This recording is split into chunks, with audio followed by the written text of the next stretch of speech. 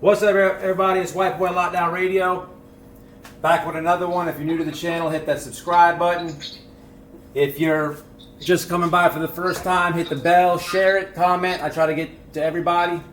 Hey, man, this is my first subscriber interview, man. This is Bert's brother. He's one of my moderators. He's been rocking with the channel a long time. This is his brother. He just got out doing some time. His name's from Sims. What's up, Sims? How you been, man? First of all, I just want to say thanks for having me on the show. It's a real honor. And let you know a little about me. I was born in Houston, Texas, but I grew up and was raised most of my life in Wilmington, North Carolina. That's the beach on the east of North Carolina. And I did my time, did about 40 months for trafficking MDMA on North Carolina State Prison. So you want Sims because it's my middle name. I'm Benjamin Sims Herring the fifth, and so my dad had the same name as me, and so they called me Sims to distinguish between my dad and myself and just kind of stuff. Right on, right on. So did you get caught like right by the state lines or something? No, I was caught in Wilmington. I actually got arrested. Because a very long time friend of mine, this girl named Dory, did 2 control buys. Power off. Yeah, so she wore a wire and had a camera and everything, and got the 2 cocaine sales on video. And then the cops pulled us over after the second one and searched the car, couldn't find anything, and after 2 hours or something, they were just like, all right, this is what it is. You got set up. Here's the drugs. You're busted. Come on. Right on. Yeah. I've been there. I know that feeling, man. It sucks, man. With the people were close to you that set you up. Yeah, they were. They weren't so close at the time of setting me up, but they had connections to my family, and I've known them as long as I've known anyone in this world. So, right. It was pretty deep betrayal. Yeah, that sucks. I know that feeling, bro. Like, you feel like you could really trust somebody, and then it's hard, especially when you're sitting in the chain gang thinking about that. You know what I mean? I know that feeling. So, what they end up giving you for that trafficking? So we didn't have the MDMA on us, but later on they raided a duplex that we were renting. They got somewhere around 180 grams of MDMA. And I got 40 to 60 month sentence. This was my first ever offense, and everything else would have been, I got a bunch of drug charges for about everything you can name, and everything else would have been I would have been able to get probation for my first offense, but the trafficking in North Carolina still carries mandatory time. So. Right on. So damn, that's a lot of. Was it Molly or was it like beans? It was Molly. It was actually a chemical called dibutylone. I got a long history with the dark web. That's kind of what really got me into selling drugs in the first place. So I'm real familiar with different research chemicals, and I'm good at identifying what a drug actually is as opposed to what people claim it is. And I would tell people what my stuff was, but, I would call it Molly, and a lot of people didn't. A lot of the complex chemical stuff just went over people's head, but as soon as they tried it, I knew the chemicals well enough that I knew which one to get so that people would like it and it would have similar effects to MDMA. No, right on. I looked at your channel, when Bert hit me up for the interview, and you have a little video up there about the chemicals, man.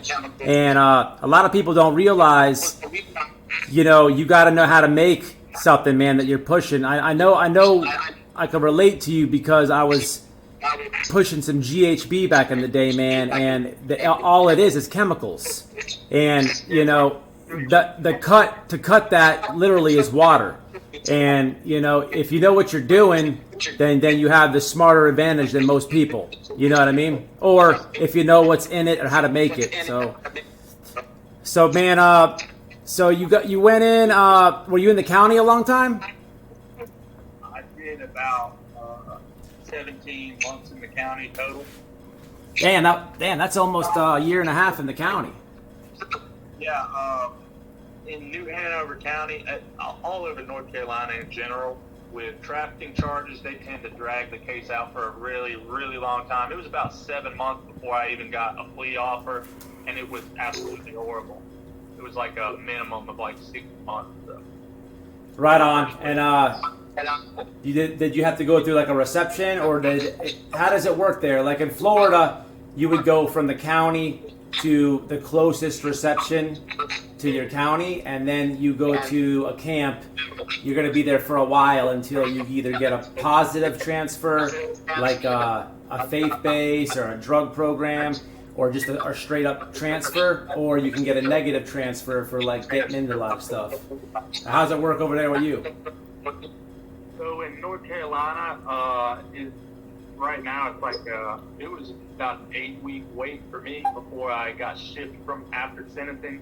Before I got shipped, they shipped you straight to a processing camp, and if you're under a certain age, you process it like a youth camp. And I was 23. If you're under 25, you go to the youth camp. So I went to the youth processing camp, and usually you stay there about 30 days until they get your IQ test and everything done, and then they ship you out to wherever. Right on. So how is the main camp that you ended up, like? How is it for white guys in there and stuff like that? Okay, so the camp I spent most of my time at was Alexander Correctional. It is in Taylorsville, North Carolina, and it was on one of those lockup shows. I can't remember which one off the top of my head. Right on. But it was on like World's Toughest Prisons or something. Maybe not World's Toughest. Maybe it was America's Toughest Prison. Right. But it was on those shows, and it was a closed custody camp. I got institutional violence like my very first day in processing. It's like a very black dominant, especially the East Coast of North Carolina is like very black dominated, the workers and everything. And yeah. Processing camp, the dorm I was put in, I was the only white person in the entire dorm. The only one? Yes, in the whole cell block that or the open dorm. It was called Pulp. Damn. That is the youth camp in North Carolina, and yeah, I was like 32 bunks in there. And the first one I went to, I was the only white person. So they immediately tried to shake me down, and I jumped because I wouldn't pay them. And they're trying to get you to pay rent? Yeah. That's crazy. One white dude. I mean, was the whole, like, that was just your dorm, or how was the whole camp? That was just my dorm. There was other white people, but they had it pretty rough there. Did they have like did they have any like groups or organizations there? Did they have woods in North Carolina?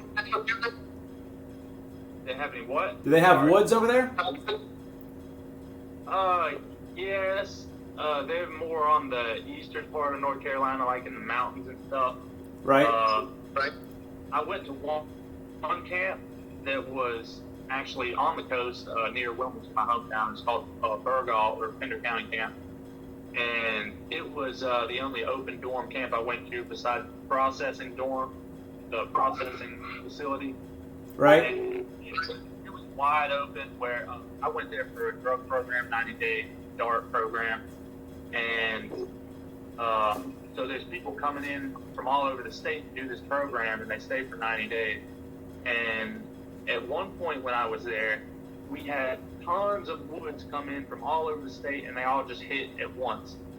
And they were amazing, man. There, they were really well organized and disciplined, and they set a great example for how I think that we should behave in there.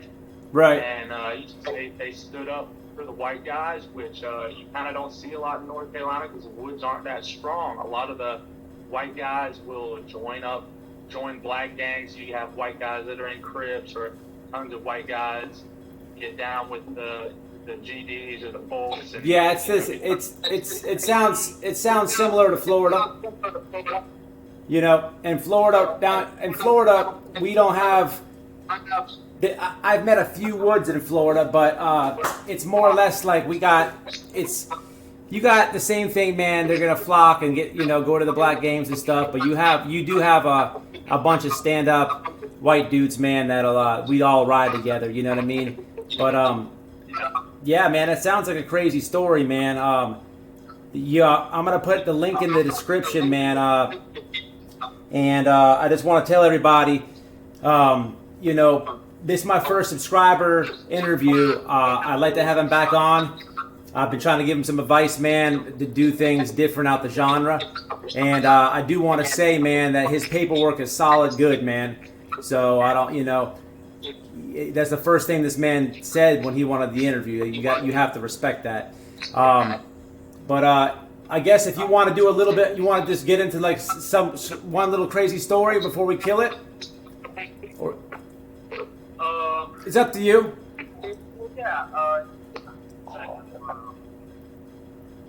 I got a few pretty crazy stories. You could save them for your channel, brother, if you want.